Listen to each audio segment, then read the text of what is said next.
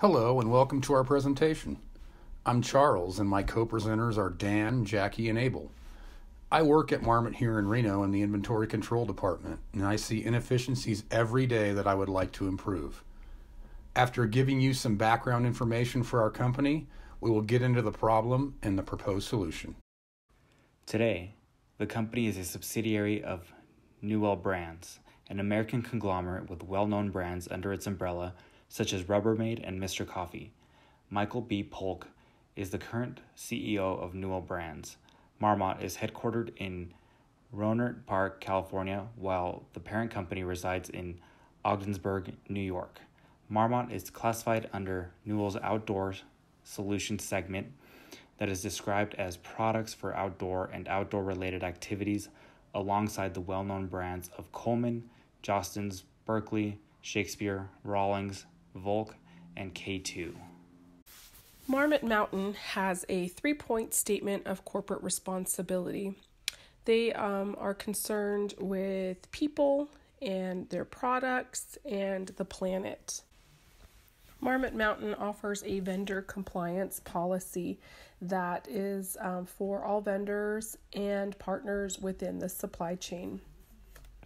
They follow regional laws of vendors and suppliers, including a payment of at least the minimum wage required by law, limitations of overtime, freedom of association, prohibition of child and forced labor, non-discrimination, health and safety at work are also aspects of their vendor compliance policy. The company also assures a commitment to uphold their standards and be accountable to monitor the progress of current and potential vendors. Marmot has made some significant strides in their commitment. They have reported significant reduction in the use of harmful chemicals. They are hoping to achieve 100% compliance on eliminating certain chemicals entirely. And Marmot continues to reevaluate their sustainability efforts in order to move forward. And they are very active with their vendors in the supply chain to make sure that compliance is of the utmost importance. So what does Marmot sell? Marmot sells all sorts of outdoor gear, from light rain jackets to heavy down coats. In fact, you can climb Mount Everest in your 8,000 meter suit, which is pictured here, for $1,250, or the 8,000 meter gloves for $275, and they will do their best to keep you warm and dry while you're trying to not die on Mount Everest. They also sell sleeping bags and tents and regular kind of clothes that you would use, jeans, shirts, etc. They have backpacks, sunglasses, gloves, everything you can think of for your outdoor gear needs. So Marmot's two biggest customers are REI and Dick's Sporting Goods, but other customers include the usual Amazon, Costco, Cabela's, Sierra Trading, etc. And if you go and just buy something online at marmot.com, those orders are also filled at this facility. This facility is the newest for Marmot, opened just last year. It is 300,000 square feet, and is the facility we're going to talk about here. So here is the layout of the facility, and we'll give you a little tour and basically show you how the product flows during our tour. So the product arrives from Asia in some shipping containers and are received into the receiving area where you see the big red arrow there.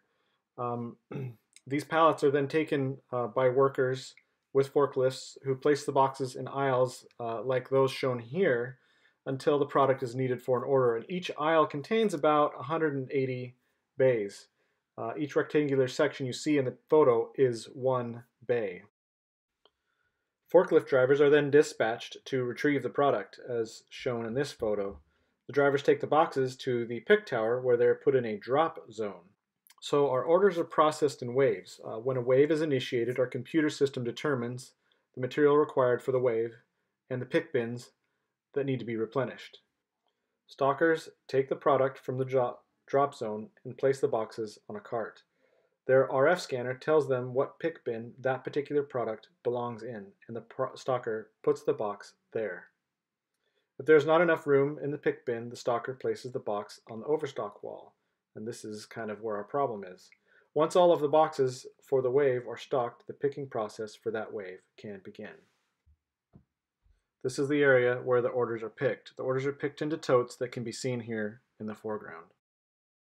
The totes are then conveyed to the shipping area, where they are prepped and boxed for shipping. So before we get to our problem, we need to talk about our storage capacity. We have two location types, a small and a large. The small can hold 1 box. The large locations can hold 5 boxes.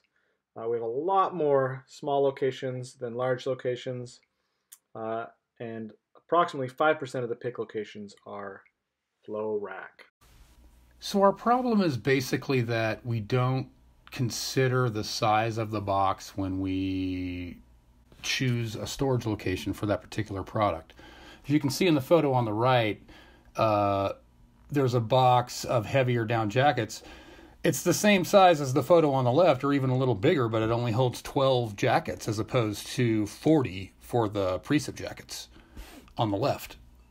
And consequently, when we run a wave, as I'm going to show you on the next slide, the wave calls for a box or 6 boxes. We need 6 boxes for this wave, but the location only holds 1 box. So where do the rest of the boxes go? They go on the floor at the end of the aisle on the right. The photo on the right there shows that inefficiency there. And so when the picker goes to pick that product, they say, oh, there's nothing there. Oh, I got to walk down here, grab the pieces. More steps, more inefficiency. I think we could do a better job of putting, you see how in the photo on the left, there's only 1 in each one. 1 box in each location, and I think we could put some of the puffier jackets in there and have a smoother flow. Next slide here, the simple example, 72 puffy jackets, 100 precip jackets, as I mentioned. We'd only need 3 boxes of precip jackets, but you need about 6 of the puffy jackets to get 72. So you need the popular bigger jackets, you need to consider the box size as well as the quantity ordered in order to get this process optimized. Creates a lot of inefficiency. The stocker could write the incorrect location on the box, causes the picker to report an empty bin, brings another person to investigate the shortage. All we're doing here is adding to labor cost at this time. And we find the product eventually, but it creates unnecessary research and lowers picking accuracy. So we need to reduce this inefficiency that's caused by the overstock wall.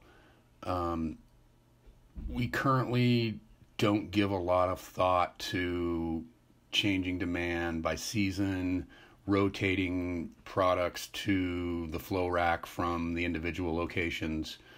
I think that is something that we could look at going forward because our demand does change a lot by season. And I think we should use our demand forecasts more with regard to locating the product. When we first moved into the building, we set up the locations for all the products and we haven't moved them. So that is part of the problem, I believe. As it says in the first bullet point there, total capacity is not a problem. We have enough locations for every SKU. I think the best way to handle this would be to divide our SKUs into classes A, B, and C. Get a demand forecast. And then obviously we want to fill all the flow racks with A product. And there's not going to be enough flow rack locations for all of the A product. But what we can do is take the rest of the fast moving items and put them all in one area with a designated spot for that overstock, mark a spot on the floor, train the employees better to minimize errors, and obviously minimize the distance that they have to walk. By doing this, I believe that we can improve efficiency and improve the process. In conclusion, if we can solve this problem, or at least improve the inefficiency a little bit, every little bit will contribute to a lower labor cost in the long run and make our process better, which is what we want to strive for with continuous process improvement. Thank you for listening.